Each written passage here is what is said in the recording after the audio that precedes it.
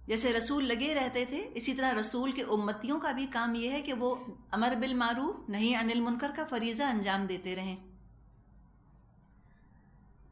تو وہ اپنی جگہ اپنی کوششیں کرتے رہیں، وہ بھی صبر کر رہے ہیں، وہ بھی ثابت قدمی سے ڈٹے ہوئے ہیں، وہ بھی دلائل لے کر آ رہے ہیں باطل نظریات کے۔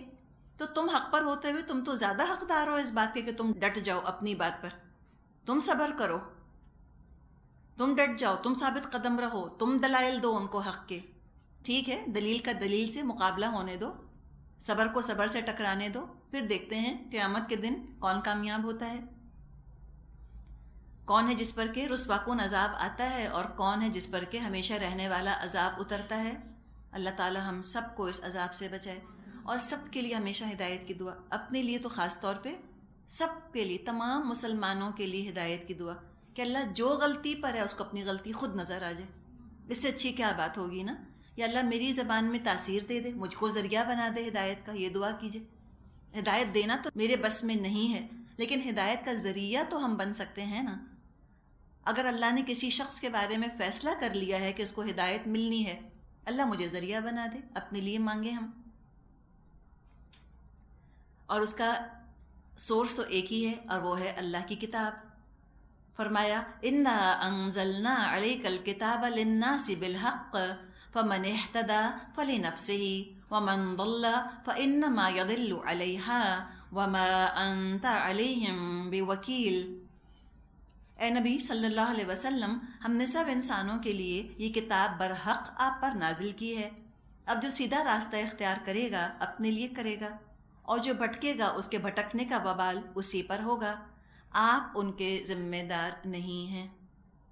بتا دیا گیا، یعنی کہ جو عمل کرتا ہے اپنے لیے، نہ اللہ کا فائدہ، نہ رسول کا فائدہ، اور نہ دعوت دینے والے کے سر پر کوئی احسان۔ اور نبی اکرم صلی اللہ علیہ وسلم کو بھی تسلی ہے۔ آپ کو یہ احساس ہوتا ہوگا کہ بھئی میں نے ان کو دعوت دی اور میری دعوت پر ایمان لا کر اب یہ مشکلات کا اور مخالفتوں کا نشانہ بن رہے ہیں، تو آپ کو بھی اطمینان دلا دیا گیا کہ جو اچھا عمل کرے گا اپنے لیے، دعوت دینے والے کے سر پہ کوئی اس کا احسان نہیں، نہ الزام نہ احسان، جو کرے گا اپنے لیے کرے گا، اور جو بھٹکے گا اپنے لیے بھٹکے گا۔ اور پھر تسلی نبی اکرم صلی اللہ علیہ وسلم کو کہ آپ کا کام یہ ہے کہ آپ ان کو بتا دیجئے، ہر حال میں دل میں اتارنا یہ آپ کی ذمہ داری نہیں، نہ یہ کام آپ کے بس میں ہے۔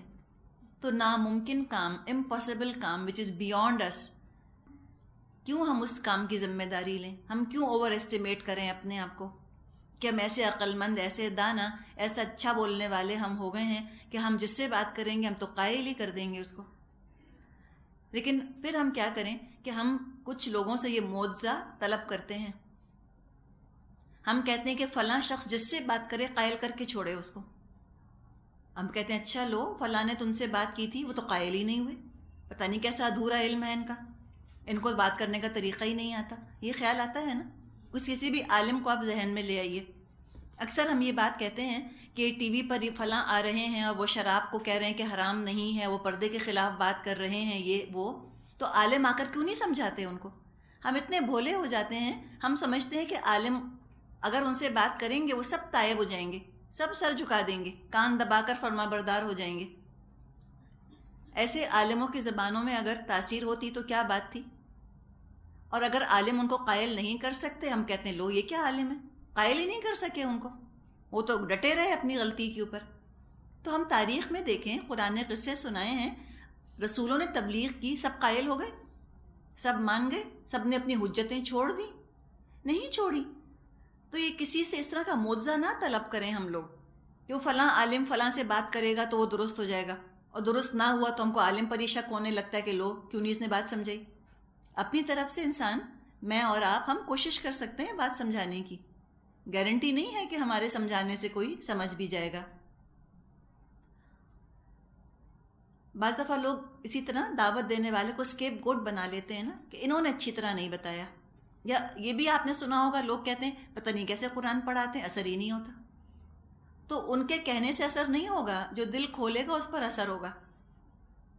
اگر کوئی ہیرے موتی بھی بکھیر دے حکمت کے، دل اپنا جو ہے وہ باطل پرست ہو چکا ہے تو اس کی باتوں کا بھی اثر نہیں ہوگا، اور جو چاہتا ہے ہدایت وہ 2 سیدھے جملوں سے بھی ہدایت پالے گا، سمپل باتوں سے۔ تو ہدایت کا دار و مدار دوسرے پر نہیں ہے، بتانے والے پر، ہدایت کا دار و مدار لینے والے پر ہے۔ ایک دکاندار ہے، وہ تو دکان اپنی سجاتا ہے نا کہ لوگ آ کر خریدیں، جو خریدنا چاہتا ہے لے لیتا ہے، جو نہیں خریدنا چاہتا خالی ہاتھ لوٹ جاتا ہے۔ تو یہ تو لینے والے کی مرضی ہے، زبردستی کیسے کی جا سکتی ہے اس کے لیے؟ تو یہ اطمینان دلا دیا گیا نبی اکرم صلی اللہ علیہ وسلم کو کہ آپ زیادہ ذمہ داری اپنے اوپر لے کر اپنے آپ کو آپ پریشان نہ کیجیے، ہلکان اپنے آپ کو مت کیجیے، پیغام دے دیجیے، قول سے عمل سے، آگے یہ اپنے اعمال کے خود مالک ہیں۔ نحمدہ ونصلی علی رسولہ الکریم، اما بعد فاعوذ باللہ من الشیطان الرجیم، بسم اللہ الرحمن الرحیم، رب اشرح لی صدری ویسر لی امری واحلل عقدۃ من لسانی یفقہوا قولی۔ سورۃ الزمر، رکوع نمبر 5 شروع ہو رہا ہے، آیت نمبر 42 فرمایا، اللہ یتوفی الانفس حین موتها والتی لم تمت فی منامها فیمسک التی قضی علیہا الموت ویرسل الاخری الی اجل مسمی ان فی ذلک لآیات لقوم یتفکرون۔ وہ اللہ ہی ہے جو موت کے وقت روحیں قبض کرتا ہے، اور جو ابھی نہیں مرا ہے اس کی روح نیند میں قبض کر لیتا ہے، پھر جس پر وہ موت کا فیصلہ نافذ کرتا ہے اسے روک لیتا ہے، اور دوسروں کی روحیں ایک وقت مقرر کے لیے واپس بھیج دیتا ہے۔ اس میں بڑی نشانیاں ہیں ان لوگوں کے لیے جو غور و فکر کرنے والے ہیں۔ وفات کا لفظ ہم پڑھ رہے ہیں۔ قرآن نے 2 الفاظ استعمال کیے ہیں، ایک یہی ہے وفات یعنی یتوفا، اور دوسرا موت۔ وفات کا لفظ صرف انسانوں کے لیے آتا ہے، باقی جانداروں کے لیے لفظ موت آتا ہے۔ وفا یتوفا کا مطلب ہوتا ہے پورا وصول کر لینا، پورے کا پورا ریکال کر لینا۔ اپنی زبان میں، اردو میں، ہم موت کے لیے یا وفات کے لیے ایک اور لفظ استعمال کرتے ہیں، انتقال۔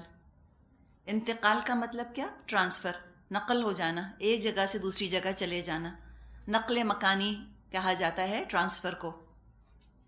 تو ٹرانسفر ہو جانا یہ بھی انتقال ہی کے طرح کا لفظ ہے، انتقال کی طرح کا لفظ ہے، منتقل ہو جانا ایک جگہ سے دوسری جگہ۔ اب اگر ہم دیکھیں کہ نیند کی حالت میں وفات سے کیا مطلب ہے، اور ایک وہ جو موت ہوتی ہے وہ بھی وفات ہوتی ہے، وہ کیا ہوتی ہے؟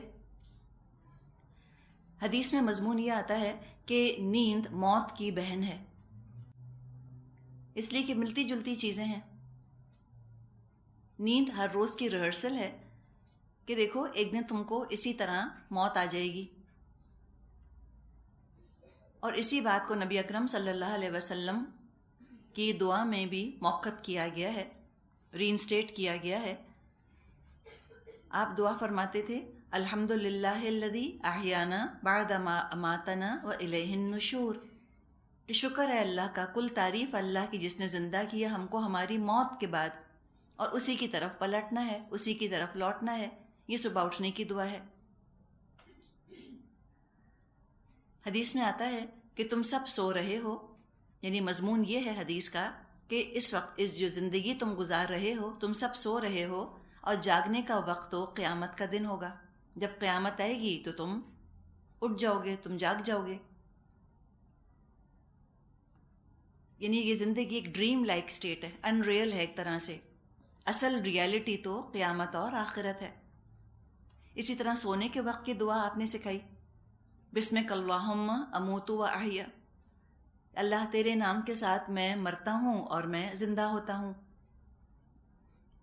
تو یہ نیند کے ساتھ ہم دیکھتے ہیں کہ یہ تمام جو الفاظ ہیں یہ موت سے ملتے جلتے یہ بھی نیند کے ساتھ آتے ہیں، اس لیے کہ نیند، جیسے ابھی ہم نے بات کی، نیند موت کی بہن ہے۔ اب یہ کس طرح موت کی بہن ہے؟ درجے کا فرق ہے، پروسیس وہی چل رہا ہوتا ہے۔ کیسے؟ دیکھیں، جیسے کہ ہم انسان ہیں، ایز اے ہیومن بینگ، میرا جو وجود ہے یہ 3 چیزوں سے مل کر بنا ہے۔ ایک کیا ہے؟ جسم۔ ابھی جان کو الگ چھوڑ دے، ٹھیک ہے؟ اگر 3 لیول ہم دیکھیں تو ایک ہے جسم، ایک ہے جان، اور ایک ہے شعور۔ یہ 3 چیزیں ہیں نا الگ الگ۔ اب جسم کیا ہے؟ یہ تو خالص اینیمل لیول ہے، جیسے کہ نوالا حلق سے اتارا کسی انسان نے تو اسی طرح کوئی جانور بھی اپنے گلے سے نوالا اتارتا ہے۔ ایک دفعہ نوالا اتار لیا، اب نہ کوئی کنٹرول ہے، کوئی اس کے اوپر بس چل سکتا ہے اس نوالے کے اوپر۔ ایک آٹونومس سسٹم ہے جو کام کر رہا ہے انسان کا، ڈائجسٹو سسٹم کام کر رہا ہے، نظام ہاضمہ، دل دھڑک رہا ہے، پھیپھڑے کام کر رہے ہیں۔ یہ سبھی کے ساتھ ہو رہا ہے، انسانوں کے ساتھ بھی، جانوروں کے ساتھ بھی۔ تو کچھ چیزیں ہیں جو کہ میرے قابو میں نہیں، یہ انسانوں اور جانوروں سب کی ایک جیسی ہیں۔ تو ایک یہ درجہ ہے میرا، اور یہ جو ہے جسم والی چیز، یہ جان کی وجہ سے ہے نا۔ جب تک انسان زندہ ہے، یعنی جان ہے اس کے اندر، تو یہ سب ہوتا رہتا ہے۔ جسم اور جان، اس کو ہم استعمال کرتے ہیں۔ تو ایک تو یہ، اب جب انسان سو جاتا ہے تو یہ لیول تو چلتا رہتا ہے نا، یہ تو کام ہوتا رہتا ہے۔ دوسرا جو ہمارے وجود کا حصہ ہے وہ ہے روح۔ ہم جب سو جاتے ہیں تو ہماری روح تو موجود رہتی ہے، روح تو ہوتی ہے۔ تیسری چیز جو ہمارا سمجھے لیول آف ایگزسٹنس ہے وہ ہے شعور، سیلف کانشیس ہونا۔ شعور، ارادہ، اختیار، یہ ایک سطح ہے ہمارے وجود کی۔ نیند میں کیا چیز جاتی ہے؟ شعور، سیلف کانشیسنس چلی جاتی ہے۔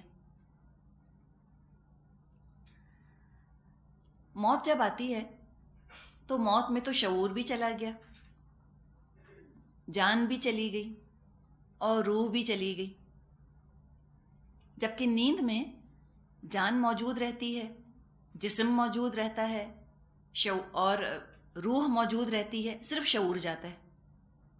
سمجھے کہ 25% اللہ وصول کرتا ہے، باقی 75 موجود ہوتا ہے۔ جب موت آتی ہے تو موت میں جان چلی جاتی ہے، روح چلی جاتی ہے، شعور چلا جاتا ہے، اور جسم جو ہے وہ مٹی ہو کر مٹی میں مل جاتا ہے۔ تو یہ وفات کا لفظ نیند کے لیے بھی استعمال کیا گیا ہے، اور موت کے لیے بھی یہ لفظ آتا ہے۔ عیسیٰ علیہ السلام کے بارے میں اگر ہم دیکھیں تو یہ لفظ پورے کا پورا، یہ تو وفات والا لفظ ہے، یتوفا، یہ لفظ پورے کا پورا عیسیٰ علیہ السلام پر اپلائی ہوتا ہے۔ اللہ تعالیٰ نے ان کو جسم، جان، شعور، روح سمیت وصول کر لیا، پورے کا پورا آسمان پر اٹھا لیا، اور جیسے احادیث میں بات ہمیں پتہ چلتی ہے، انشاءاللہ تعالیٰ ایک دن واپس وہ دنیا میں تشریف لائیں گے۔ دوسرا، نیند میں ایک حصہ ہمارا چلا جاتا ہے، ہم بالکل کانشیس نہیں رہتے۔ سوتے وقت انسان کا کوئی اختیار نہیں رہتا، کوئی اس کا ارادہ نہیں رہتا، کب کروٹیں بدلتا ہے اس کو نہیں پتہ ہوتا، کیسا لگ رہا ہوتا ہے سوتے ہوئے اس کو احساس نہیں ہوتا، یعنی قطعی سیلف کانشیس نہیں ہوتا۔ تو یہ ایک طرح کی ریہرسل ہے جو کرائی گئی۔ تو خود بھی انسان دیکھ لے کہ جب ہم روز سو جاتے ہیں اور اپنے آپ سے غافل ہو جاتے ہیں، اور پھر روز صبح ہم اٹھ بھی جاتے ہیں، تو کیا مشکل ہے اللہ تعالیٰ کے لیے کہ ایک دن ہم کو وہ موت کی نیند سلا دے، اور اس کے بعد اس موت کی نیند سے ہم کو بیدار کر دے۔ تو جب بھی انسان رات کو سوئے، ہم جب سو رہے ہوتے ہیں تو اگلے دن کے بہت سے منصوبے ہیں جو کہ ذہن میں بن رہے ہوتے ہیں۔ صبح اٹھ کر یہ بھی کرنا ہے، صبح اٹھ کر وہ بھی کرنا ہے، بہت سے کام ہوتے ہیں، جلدی اٹھنا ہے، جانا ہے، یا کسی کو اسکول بھیجنا ہے، یا گھر میں کوئی کام کاج کرنا ہے، یا کوئی جاب ہے جس پر کے جانا ہے۔ تو ارادہ تو انسان کرتا ہے، لیکن ارادہ پورا ہونا اس بات پر منحصر ہے کہ اگلی صبح آنکھ کھل جائے، اٹھ جائیں. ایسا نہ ہو کہ یہ جو ہم سو رہے ہیں تو اب قیامت کی صبح ہی کو آنکھ کھلے. یہ بھی تو ہوتا ہے کچھ لوگوں کے ساتھ، سوتے میں ان کا انتقال بھی ہو جاتا ہے، مر جاتے ہیں. تو بہت اچھا ہے کہ انسان جب سونے کے لیے لیٹے تو اپنے رب سے اپنا معاملہ صاف کر کر سوئے. استغفار پڑھ لیں، کلمہ پڑھ لیں سوتے سوتے. آخری چیز، آیت الکرسی پڑھنے کی بڑی فضیلت آتی ہے. سورہ بقرہ کی آخری 2 آیات پڑھنے کی فضیلت آتی ہے. سورہ ملک پڑھنے کی فضیلت آتی ہے سوتے وقت. تو جو کچھ بھی پڑھا جا سکتا ہے ان چیزوں میں سے، مسنون چیزوں میں سے، وہ انسان پڑھ لے. پھر مسنون دعائیں آتی ہیں، انسان پڑھ لے، اپنے رب سے معافی تلافی کر لے کہ اللہ اگر اب میری ملاقات دنیا میں کسی انسان سے نہ ہو اور اب میری ملاقات اگر صرف تجھی سے ہونی ہے تو اللہ میں تجھ سے بالکل گناہوں سے پاک اور اچھے تعلق کے ساتھ اللہ میں تجھ سے ملنا چاہوں گی. تو اس احساس کے ساتھ انسان سوئے. پھر نبی اکرم صلی اللہ علیہ وسلم کی سنت سے ہم کو پتہ چلتا ہے آپ کس طرح سویا کرتے تھے. آپ داہنی کروٹ لیٹ کر سویا کرتے تھے، رائٹ سائڈ پہ، اور اپنا ہاتھ اپنے رخسار کے نیچے رکھتے تھے. جو آپ کا ہاتھ ہوتا تھا رائٹ ہینڈ، اس کو آپ اپنی چیک کے نیچے ایسے رکھ لیتے تھے. اب اس کی بھی آپ کو تھوڑی سی پریکٹس کرنی ہوگی. وہ اتنی آسانی سے بعض لوگوں کا ہاتھ ہو سکتا ہے نہ آئے ایسے گال کے نیچے. اور ذرا سے گھٹنے موڑ کر بالکل چت آپ نہیں سویا کرتے تھے، اسٹریٹ نہیں سوتے تھے بالکل کہ چھت کی طرف منہ ہو. اور نہ آپ بائیں کروٹ سوتے تھے، اور الٹا سونے سے آپ نے منع فرمایا ہے. منہ کے بل، پیٹ کے بل سونے سے آپ نے منع فرمایا ہے. یہ طریقہ مناسب نہیں ہے. اور آج جو ہم کو سائنس بتاتی ہے تو ان سب چیزوں کا تعلق انسان کی جسمانی صحت سے بھی ہے. الٹا لیٹنے سے وہ کہتے ہیں کہ جھریاں زیادہ جلدی پڑتی ہیں، یا بائیں کروٹ لیفٹ سائڈ پر لیٹنے سے ان کا کہنا ہے کہ دل پر بوجھ پڑتا ہے. اور اگر انسان بالکل چت لیٹے تو اس کی بیک بون پر ہو سکتا ہے اس کا زور پڑے، یا اس کی جوائنٹس کے اوپر برا اثر پڑے. آج کل جو میٹریسز وغیرہ بناتے ہیں ان سے اگر آپ کبھی پوچھیں یا ڈاکٹرز وغیرہ سے پوچھیں تو جو پوزیشن وہ بتاتے ہیں وہ ہوتی ہے کہ ذرا سی کروٹ لے کر اور ذرا سے گھٹنے سمیٹ کے، اس طرح سے اگر آپ سوتے ہیں تو یہ آپ کی صحت کے لیے بھی بہت اچھا ہے. تو آپ دیکھیں سنت میں تو دین اور دنیا سب کے فائدے ہیں. جو صحابہ نبی اکرم صلی اللہ علیہ وسلم کا اتباع کرتے تھے اور اپنے سونے کا یہی طریقہ انہوں نے بنایا تھا، ان کو میڈیکل ریزنز تو نہیں پتہ تھے، بس بھروسہ تھا کہ نبی اکرم صلی اللہ علیہ وسلم یہ کام کر رہے ہیں تو اچھا ہی ہوگا، فائدہ مند ہی ہوگا. اور آج سائنس نے ہم کو بتا دیا کہ ہاں یہ فائدہ مند ہے. تو اس طرح سے اس پوزیشن سے سوئیں، انشاءاللہ سونا بھی جو ہے وہ ثواب میں شامل ہو جائے گا. وہ ہم نے دعا کی ہے نا جو سکھایا گیا ہے کہ ان صلاتی و نسکی و محیای و مماتی للہ رب العالمین. تو ہمارا جو ہے وہ جینا مرنا سونا جاگنا اللہ کرے سب اللہ کے لیے ہو جائے تو اللہ اس میں بھی ہم کو اجر دے گا. اور اس طرح تسبیح کرتے ہوئے یا اللہ کا ذکر کرتے ہوئے درود پڑھ لیں، استغفار پڑھ لیں، کلمہ، مسنون اوراد، مسنون دعائیں، اس طرح پڑھتے پڑھتے انسان سو جائے. اور اگر موت بھی واقع ہو جائے تو اللہ کی رحمت سے امید ہے کہ اللہ تعالیٰ ہمارے گناہوں سے، کوتاہیوں سے اللہ تعالیٰ درگزر فرمائے گا. آگے فرمایا ام اتخذوا من دون اللہ شفعاء قل اولو كانوا لا يملكون شيئا ولا يعقلون. کیا اللہ کو چھوڑ کر ان لوگوں نے دوسروں کو شفیع بنا رکھا ہے؟ ان سے کہو کیا وہ شفاعت کریں گے خواہ ان کے اختیار میں کچھ بھی نہ ہو. پر ان کے عقیدے کی بات کی جا رہی ہے کہ انہوں نے اتنا رحیم رب، اتنا کرم کرنے والا رب، اور ایسا قادر مطلق ہر چیز پر جس کا کہ اختیار ہے، اس کو انہوں نے کیوں چھوڑا؟ کیا کمی نظر آئی ان کو اللہ میں کہ انہوں نے اللہ کے ساتھ ساتھی بنا لیے؟ کہیں جوڑ لگانے کی ضرورت تو وہاں پیش آتی ہے جہاں کوئی ڈیفیشنسی ہو، جہاں کوئی کمی ہو. جب ڈیفیشنسی نہیں ہے، کوئی کمی نہیں ہے، اللہ تمہاری توقعات سے بھی اکبر ہے، تمہارے امیجنیشن سے بھی اکبر ہے، اتنا بڑا ہے، اتنا اعلیٰ ہے، تم نے تو اندازہ نہیں لگایا اللہ کی قدرت کا. اور پھر تم نے اپنے ہی ذہن سے اللہ کے تصور میں کمی شامل کر دی، کمزوریاں شامل کر دیں۔ کسی نے کہا ہے نا کہ man created God in his own image, انسان نے جب اللہ کا تصور باندھا تو اپنی کمزوریاں بھی اللہ کے اندر شامل کر دیں، نعوذ باللہ۔ اللہ کو کسی شفاعت کی، کسی سفارشی کی ضرورت نہیں، اللہ قادر ہے، ہر کام خود کرتا ہے، کن فیکون ہے اس کی تو شان، کہتا ہے کسی کام سے ہو جا، وہ کام ہو جاتا ہے۔ تو فرمایا گیا کہ وہ کوئی کیا خاک شفاعت کرے گا، نہ ان کے پاس کوئی اختیار ہے اور نہ ہی وہ کوئی سمجھ رکھتے ہیں۔ اب بتایا قل للہ الشفاعۃ جمیعا لہ ملک السماوات والارض ثم الیہ ترجعون، کہو شفاعت ساری کی ساری اللہ کے اختیار میں ہے،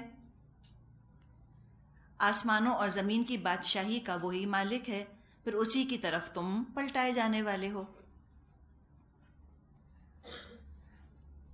خود ہی کسی ہستی کے بارے میں یا چند ہستیوں کے بارے میں تصور کر لیا کہ یہ بہت زور آور ہیں اور ان کا اللہ کے ہاں بڑا بلند مقام ہے، حالانکہ ثبوت کسی کے پاس نہیں، کسی کے پاس اس بات کا کوئی ثبوت نہیں کہ جن ہستیوں کے یہ نام لے رہے ہیں ان کا کوئی اختیار بھی ہے، ان کا کوئی خاص مقام بھی ہے اللہ کے ہاں۔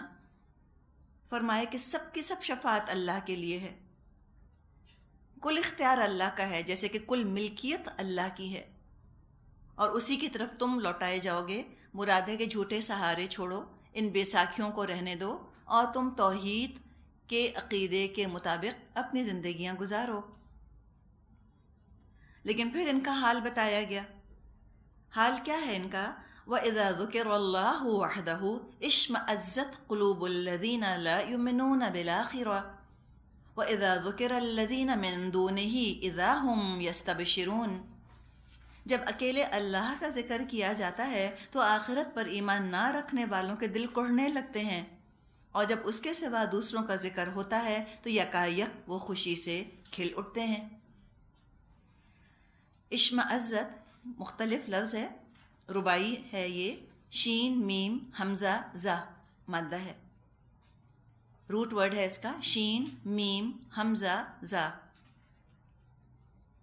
جیسے اقشعرہ پڑھا تھا نا ہم نے، تقشعر، اقشعرہ، اسی طرح اشمئزہ یہ لفظ ہے، افعل اللہ کا وزن ہے، مطلب ہوتا ہے ڈر یا نفرت سے سکڑ جانا، ریکوائل کرنا کسی چیز سے، ریپلسو ہونا کسی چیز کا، تو سکڑ جاتے ہیں ان کے دل۔ کب سکڑتے ہیں؟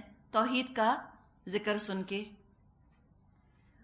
مشرکوں کا مسئلہ یہ تھا کہ وہ یہ مانتے تو تھے کہ ایک اللہ ہے سب سے بڑا، اور یہ ہر زمانے کے مشرکوں میں آپ کو یہی چیز مشترک اور کامن ملے گی، جو بھی ان نے ایک پیرامڈ بنایا ہوا ہے، نیچے تو بہت سارے گاڈز اینڈ گاڈیسز ہیں، اسمال جی سے لکھنے والے گاڈز اینڈ گاڈیسز، اس کے بعد وہ ان کی ہائرارکی چلتی ہے، سب سے اوپر وہ ایک ہی کو بٹھاتے ہیں، کیپٹل جی سے لکھا جانے والا گاڈ۔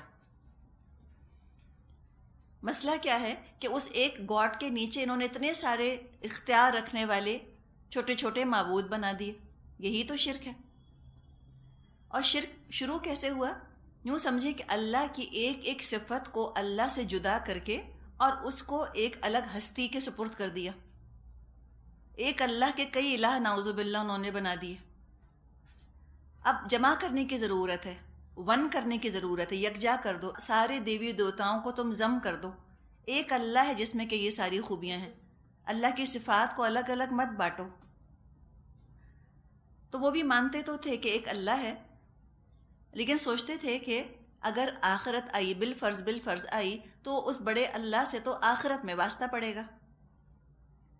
فی الحال جو دنیا میں زندگی گزار رہے ہیں، دنیا میں تو سارا تعلق ان معبودوں سے ہے، جو کہ گاڈس آف فرٹیلیٹی ہے، کوئی زرخیزی کی دیوی ہے، اور کوئی بارش کا دیوتا ہے، اور کوئی لکشمی دیوی ہے، تو کوئی کالی مائی ہے، کوئی دیوی چیچک سے بچائے گی، اور کوئی دیوی دولت دے گی، اور کوئی اولاد دے گی، اور کوئی بارش برسائے گا، کوئی کھیتی اگائے گا۔ تو کہتے ہم تو بھی دنیا میں رہ رہے ہیں، ابھی تو ہمارا پالا، ہمارا واسطہ ان معبودوں سے پڑتا ہے چھوٹے چھوٹے، جو کہ دنیا کی ضرورتیں پوری کروا دیں، تو لہٰذا انہی سے اپنا واسطہ رکھا، انہی کو پکارا تاکہ دنیا کی حاجتیں پوری ہو جائیں، اور پھر یہ سوچ لیا کہ اگر قیامت آئی تو یہ جو ہمارے چھوٹے چھوٹے یہ دیوی دیوتا ہیں جن پر چادریں چڑھاتے ہیں اور نظریں نیازیں جن کے نام کی کرتے ہیں، جن کو راضی کرنے کے لیے ہم مختلف کام کرتے ہیں، عرس مناتے ہیں یا چادریں چڑھاتے ہیں یا ناچتے گاتے ہیں، ان کا کام ہوگا کہ ہمیں بخشوائیں قیامت کے دن۔ اب یہ جانے ان کا کام جانے، ہمارا تعلق ان سے ہے، ان کا تعلق آگے اللہ سے ہے۔ جیسے دنیا میں آپ دیکھیے، ایک کوئی بہت بڑا آفیسر ہے، اس تک رسائی انسان سوچتا ہے کہ حاصل نہیں کر سکتا میں، تو اس کا پالا کس سے پڑتا ہے؟ عام انسان کا، کلرک سے، یا جو سیکٹری بیٹھا ہوا ہوتا ہے اسے۔ اگر سیکٹری نے چٹھی پہنچا دی بڑے آفیسر تک تو بڑے افسر تک ہماری بات پہنچ جائے گی، اور اگر سیکٹری نے وہ چٹھی نہ پہنچائی تو بڑے افسر کو کیا پتا کہ ہم کیا چاہتے ہیں۔ تو جیسے کہ دنیا کا معاملہ ہے، اس طرح انہوں نے اللہ کو نعوذ باللہ سمجھا۔ جیسے عام انسانوں کا واسطہ بادشاہ کے درباریوں سے پڑتا ہے، بادشاہ تک رسائی نہیں، یا سیکٹری سے یا کلرک سے پڑتا ہے، بڑے افسر تک رسائی نہیں، کہا کہ ہم اس کو راضی کریں، اب یہ آگے جا کے افسر کو راضی کرے گا، بادشاہ کو راضی کرے گا۔ یہی چیز اللہ کے اوپر منطبق کر دی، اپلائی کر دی۔ لہٰذا اللہ تعالیٰ سے ڈسکنیکٹ ہو کر بیٹھ گئے، اللہ کی خوشی، اللہ کی ناراضگی، اللہ کی مرضی کی پرواہ ہی نہ رہی۔ اللہ کی فرما برداری کرنا ان کے خیال سے نکل ہی گیا، ساری فرما برداری ان معبودوں کی کرنی شروع کر دی جو انہوں نے خود گھڑ لیے۔ انہی کی رضا حاصل کرتے رہے، انہی کی ناراضگی سے ڈرتے رہے، خوف زدہ رہے کہ اگر ان کو ہم نے ناراض کیا تو پھٹکار پڑ جائے گی ہمارے اوپر۔ طرح طرح کے توہمات ہیں جنہوں نے کہ جنم لے لیا اس مشرکانہ عقیدے کی وجہ سے۔ آپ یہ دیکھیے کہ یہ جو مشرک ہوتے ہیں نا، ان میں توہمات بہت ہوتے ہیں، سپرسٹیشنز، بہت چیزوں کے بارے میں یہ کہتے ہیں کہ یوں کرو گے تو یہ ہو جائے گا، اگر سیڑھی کے نیچے سے گزر جاؤ گے تو مشکل آ جائے گی، 13 تاریخ کو منحوس سمجھا جاتا ہے، بلی راستہ کاٹ جائے تو کچھ اور کہتے ہیں، سندور کی بوتل الٹ جائے تو سہاگ پر آنچ آنے کا اندیشہ ہوتا ہے، وغیرہ وغیرہ۔ تو یہ ساری توہمات جو ہیں یہ پیدا ہو جاتے ہیں شرک کی وجہ سے۔ تو اللہ تعالیٰ شرک سے ہم کو نجات دینا چاہتا ہے، لیکن حال کیا ہے ان کا کہ ان کو یہ پسند ہی نہیں ایک اللہ کی بات کی جائے۔ آج اگر ہم دیکھیں اپنے معاشرے میں تو ایک اللہ کو لوگ مانتے تو ہیں لیکن معرفت بہت کم ہے۔ کتنے ہیں جو کہ واقعی اللہ کو جانتے ہیں؟ زیادہ تر کا عقیدہ یہ ہے کہ اولیاء اللہ یا پیر یا مزار والے یہ ہمارے کام بنائیں گے، ہم ان سے دعا کریں گے تو یہ ہماری دعا آگے اللہ تک پہنچائیں گے۔ بعض لوگ کہتے ہیں کہ بغیر وسیلے کے تو دعا بھی مت کرو، کسی کے وسیلے سے دعا کرو گے تو دعا پہنچے گی اللہ تک، ورنہ نہیں پہنچے گی، قبول نہ ہوگی۔ اولیاء اللہ کا تذکرہ سن کر بہت خوش ہوتے ہیں، اور اس میں کچھ سچ ہوتا ہے، کچھ جھوٹ ہوتا ہے، کچھ مبالغہ ہوتا ہے، کرامتیں بیان کی جاتی ہیں کہ وہ تو پانی پر چلا کرتے تھے اور وہ تو یوں کیا کرتے تھے، اور اس سے کیا ہوتا ہے تھوڑی دیر کے لیے لوگ ہائی ہو جاتے ہیں، ہائی یعنی ایکسائٹیڈ ہو جاتے ہیں۔ قصے سننے میں آتے ہیں کہ رابعہ بصری رحمۃ اللہ علیہا بڑی ایک بزرگ خاتون تھیں، ولی اللہ تھیں، ولیہ تھیں۔